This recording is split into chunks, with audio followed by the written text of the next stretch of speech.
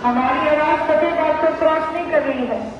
एक बार फिर से इंकलाब, इंकलाब, हमारा भाईचारा, हमारा भाईचारा। सबसे पहले तो मैं आप सभी का, आप जितने लोग यहाँ पे बैठे हैं, मैं आपको एक बात बड़े खुल के कहती हूँ कि जैसा कि आदरणीय चौधरी देवीलाल जी चौधरी ओम प्रकाश जी चौटाला ने हमें सिखाया है कि हर उस वर्ग की, हर उस एक इंसान की आवाज बनना इसके साथ मौजूदा सरकार ने अत्याचार किया हो, तो खुले दिल से आपके साथ है। जहां भी आपको जरूरत हो तो आपसे आगे खड़े मिलेंगे, आपको पीठ नहीं दिखाएंगे। शरद कर्मचारी प्रधान भूप सिंह जी का, CITU से अनीजा जी, पटवारियों के स्टेट नेता काकड़ जी, पूनम जी, MDM वर्कर, आशा वर्कर, आंगनवाड़ी वर्कर, अध्यापक संघ, बिजली यूनियन के नेता, नगर पालिका के कर्मचारी नेता राम कुमार बहबरपुरिया जी, अजीत माचरा जी और यहाँ पे स्मित जो सरदारी बैठी है, मैं आप सबका बहुत बहुत धन्यवाद करती हूँ, अभिनंदन करती हूँ। आज आपकी 23वीं राष्ट्रव्यापी हड़ताल है। होनी तो एक भी नहीं चाहिए थी, लेकिन आप संख्या में 23 पर आ चुके हो, लेकिन फिर भी मौजूदा सरकार के कानों पे जूं नहीं रेंग रही है। तो अगला कदम क्या होना चाहिए, ये आप सब लोग भली भांति वाकिफ हो। आपके जो शीर्ष नेतृत्व ने जो योजनाबद्ध तरीके से आपको समझाया, मेरा तो आपसे अनुरोध है, अपनी एकता का परिचय दें। और आज जहां आप इतने बैठे हैं, इससे 100 गुना होके सरकार को ललकारने का जब आप काम करोगे, तो ऐसी कोई भी ताकत नहीं जो जनता के आगे झुक ना सके।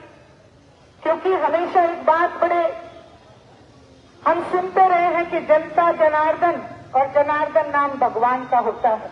तो जो उस जनता से नहीं डरता, मैं मानती हूँ उसको भगवान का भी खौफ नहीं रहता, और जिसको भगवान का खौफ नहीं रहता वो धरती पे या सत्ता में बने नहीं रह सकते। इसलिए सत्ता परिवर्तन की धमकी जब आप इन्हें देंगे, इनको कुर्सी बहुत प्यारी है। आज 11 साल से एक भी कर्मचारी को पक्का नहीं किया गया। 11 साल बहुत होते हैं।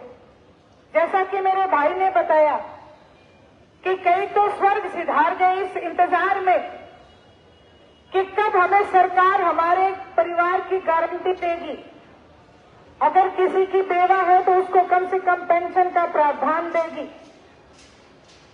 और सरकार ऐसी है कि निरंतर लोगों को लूटने में लगी है। मैं गांव में भी जाती हूँ, मुझे मिड डे मील की बहुत सारी मेरी बहनें मिली, तो उन्होंने क्या बात कही कि हमारी तनख्वाह नहीं आती, आधी तनख्वाह आती है, हम अपने बच्चों को कैसे पालें। आपको आपका हक बढ़ा के देना तो दूर, आपके हिस्से की कमाई भी आप ही खाने का काम किया जा रहा है। और आज मैं गर्व के साथ कहती हूँ मेरे भाइयों से, आपके कंधे से कंधा मिला के ज्यादा तादाद में मेरी बहनें यहाँ पे आके बैठी हैं। और जब भी गांव में जाती हूँ, मैं एक बात से बड़ी ठोस कहती हूँ कि जंगल का राजा तो शेर होता है, जंगल का राजा शेर होता है ना, लेकिन शेर के बच्चों के लिए शिकार कौन करके लेके आता है? शेरनियां करके लेके आती है। इसलिए मेरा आपसे अनुरोध है मेरी बहनों से कि हम जब ये बात कहते हैं कि हमें आधा हिस्सा चाहिए हर जगह, तो हमारी आधी ताकत भी होनी चाहिए। इसलिए आप सबसे अनुरोध है कि आप सब लोग भाइयों के साथ मिलकर इस लड़ाई को आगे बढ़ाना। आदरणीय अभय सिंह जी चौटाला ने विधानसभा में पिछली बार आपने देखा होगा, आंगनवाड़ी की महिलाओं की, आशा वर्करों की ओल्ड पेंशन के लिए लड़ाई लड़ने का काम किया है। मैं यहाँ राजनीति करने नहीं आई हूँ,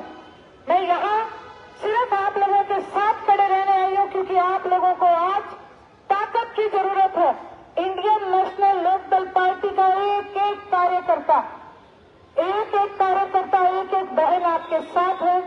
जब भी आपको जहां पे भी जिस भी तरीके की सहायता की जरूरत होगी, हम आपसे आगे खड़े मिलेंगे। और इस लड़ाई में जहां ओल्ड पेंशन की बात है, जहां आशा वर्कर के हक की बात है, और अभी मेरे भाई ने एक बात और कही कि 12 घंटे, पहले आप सरकार में बैठे लोगों से पूछो कि आप 12 घंटे में जनता के लिए कितना सोचते हो और कितना काम करते हो। जिस दिन वो लोग जनता के लिए सोचना शुरू कर देंगे, हम 12 घंटे नहीं कहते, 6 घंटे भी अगर वो जनता के लिए सोच लेंगे तो भी जनता उनके लिए सोचेगी। और अगर इस बात के ऊपर वो अमल नहीं करेंगे तो मैं एक बात कहना चाहती हूँ कि ये वो जनता है जो अगर कुर्सी देना जानती है तो कुर्सी खींचना भी जानती है। आप सब लोगों ने जो ये संघर्ष की शुरुआत कर रखी है, इस संघर्ष को डट के लड़ना पड़ेगा, क्योंकि ये जो लोग बैठे हैं, सत्ता में जो लोग बैठे हैं, ये लोग संवेदना विहीन हो चुके हैं। इन्होंने ना सैनिकों की बेवाओं के ऊपर टिप्पणियां करने में गुरेज रखा, तो ना आज जो हमारी महिला बहनें हैं, हमारे जो भाई हैं, जिनकी बदौलत हम स्वच्छता से रह सकते हैं, आज उनके ऊपर भी कुठाराघात करने का जो काम किया है, उसके लिए मैं सरकार की घोर निंदा करती हूं और कहती हूं कि जल्दी इस बारे में संज्ञान ले, नहीं तो ऐसा ना हो कि इनका सब्र का बांध टूट जाए। क्योंकि ये वो लोग हैं जो सब्र से काम करते हैं, सब्र से लेना जानते हैं, लेकिन जिस दिन इनका सब्र टूट जाता है तो फिर ये आगे पीछे की कुछ नहीं सोचते हैं। यही बात आपसे कहने आई थी।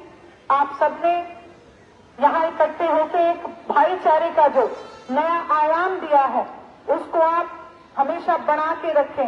हमारी कमजोरी सिर्फ यही है, मौजूदा सरकार ने हमें बांट लिया, और जिस दिन हम बंट जाते हैं, जब दूसरी जाति के ऊपर कुछ अन्याय हो रहा होता है तो हम चुप खड़े रहते हैं, और जब हमारे ऊपर बात आती है तो फिर हमें पता चलता है कि हमारे साथ बहुत बड़ा धोखा हो गया। इसलिए हमें सबसे जरूरी चीज अपने भाईचारे को मजबूत रखना है। ना मजदूर का किसान के बिना काम चलता, ना किसान का मजदूर के बिना काम चलता, और ना व्यापारी का इन दोनों के बिना काम चलता। इस बात को भली भांति हमें समझना पड़ेगा। और आप सबकी जब इनकी कलम नहीं कांपती तो आपको तनख्वाह देने में इनकी कलम क्यों कांपती है, इस बात को हमें समझना पड़ेगा। आप सबने मेरी बात सुनी, आप सबका बहुत बहुत धन्यवाद।